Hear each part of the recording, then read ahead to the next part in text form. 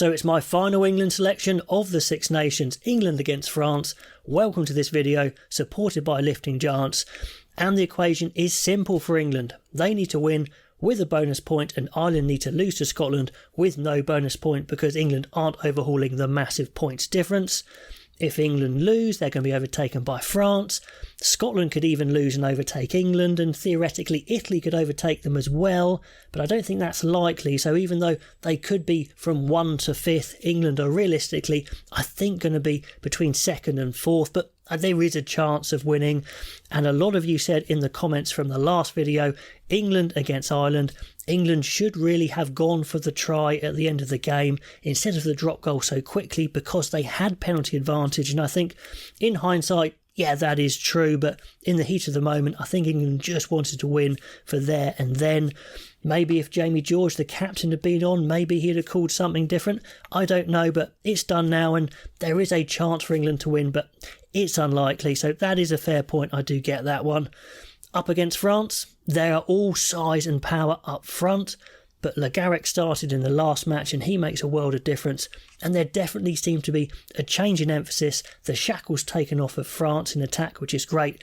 It's a bit chaotic, but that Jouet involves audacious passing and offloading. The likes of Pinot and Biel Barry, their rocket ship wingers looking lethal, so it's going to be super exciting, that is for sure. France, we saw, they're a team that don't always stay connected in defence, and because they're so quick and they're so random in attack, sometimes holes will open up, and England look much better in that transition attack in the match against Ireland. So selection wise, do you change your winning team? We're going to get into it. And if you haven't entered already, by the way, there's a free giveaway for artwork like behind me by Blair Skivington. Plenty of you haven't entered. It's completely free and the link in the description below. Just thought I'd mention that one. So let's get into the front row. And I think it stays the same for me. Ellis Genge was a crucial ball carrier against Ireland. He scrummaged well, but he's up against Antonio this time, maybe a step up again. And then off the bench comes Colombe. So I don't think there's any merit in starting Marler. You might as well keep it this way round. I don't think Urbano is really in the picture. Jamie George, well, the George-Theo-Dan combo continues to work really nicely. Dan getting plenty of game time, 30 minutes against Ireland. I would love to see what Dan can do at some point, but I don't think it's now. George has been starting, he's the captain, so that carries on. Pretty happy with that. The veteran Dan Cole, maybe I rated him a little bit too low in my review. He had an excellent game against Ireland, and once again he needs to be on top scrummaging form against Cyril Bailly, one of the best in the business, and I'd definitely be worried if we started Stewart or Hayes, so I think it's right to carry on with Cole and Stewart on the bench. So the same front row and replacements. Second row, well, the second row were excellent against Ireland, and they're the biggest second row we have, so it makes a hell of a lot of sense against France anyway to keep it the same. England need that bulk, that is for sure. Ollie Chesham at 6, well, with Chandler Cunningham-South now injured, who I think, could have been in line for a start, but Ollie Chesham played so well, he probably would have retained anyway, and I think it's worth going with that again. Those 3 second rows are probably quite important against France. I love the 3 options in the line out as well. So yeah, that absolutely is the case. And I put a word out in the video last time saying what had happened to Chandler Cunningham-South. Was it a knee injury? And someone replied straight away saying, I was at the match, I asked for his autograph and he said it was a calf injury, and that's come out now as well. But it's just great to get that info from you guys, so thank you very much. The other option is Ethan Roots, and England do need a replacement option for 6 if Chesham's going to be the replacement second row as well.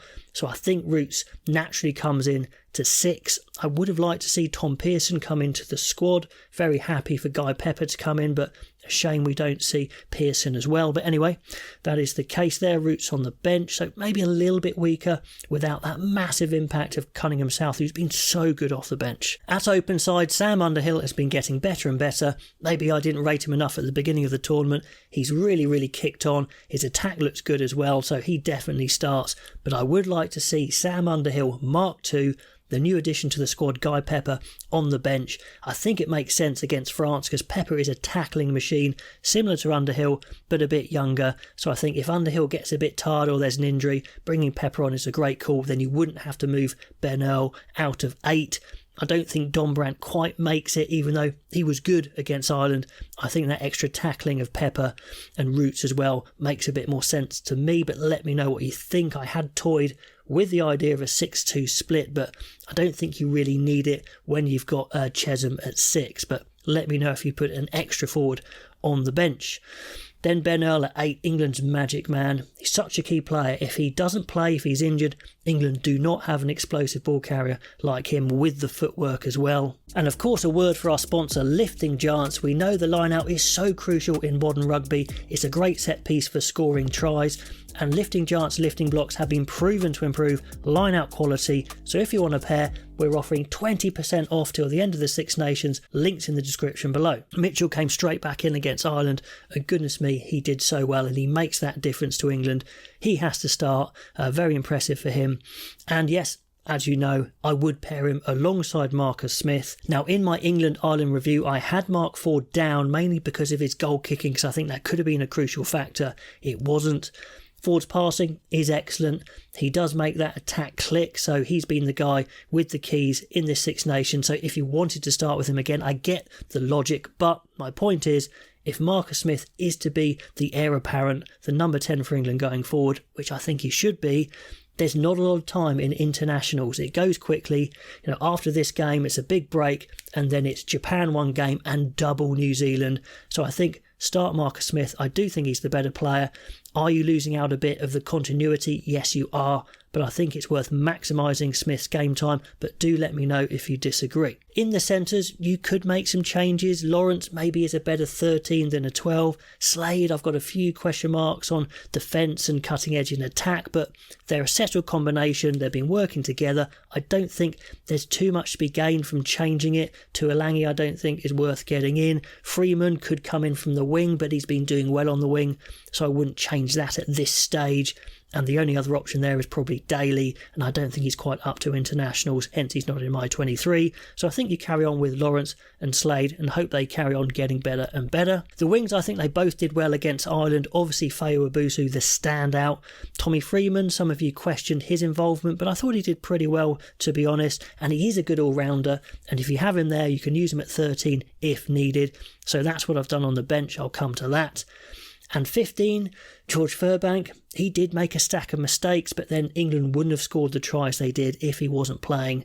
So I think it makes sense to start him again, unless it's a massive rainstorm maybe, where maybe you'd think about Stewart. To be honest, I can't help but thinking either of them are kind of placeholders until Josh Hodge comes online. He's deemed ready, but for now, Furbank goes again. He definitely transforms that transition, which is going to be key in this game, because I think that's where they could catch the slower French forwards. Then the bench, as I mentioned there, Dan, Marler, Stewart, the same. Ethan Roots needs to replace Chesham if needed, because Chesham's going to replace second row if needed. They may carry on for a long time. Like I mentioned, Dombrandt did well, but I think Guy Pepper's huge tackling rate will really suit England's game against France. I know he's a newbie to bring him straight in, but I think he's ready. The one reservation I have for Pepper is he does look a little bit penalty prone, but we'll see. But yeah, I'd put him straight in. Let me know if you agree with that. And then Danny Kerr, I just don't think he's quite got it anymore as a 37-year-old. He's got his 100 cap, so I think fair enough, now's the time to get in Spencer, who I think is a better player at the moment. So yeah, I was tempted with a 6-2 split as well, but not going for it. Ford there, the cover 10. Smith could cover fullback as well, and Freeman could cover centres, so I think you can have another back three on the bench. And I am excited to see Will Muir get stuck in. He's a real handful, really physical, and like I said, Freeman could move to 13 if needed. So that's my last England selection of the Six Nations. Please let me know what yours would be down below. Love to hear from you, and I'll catch you next time.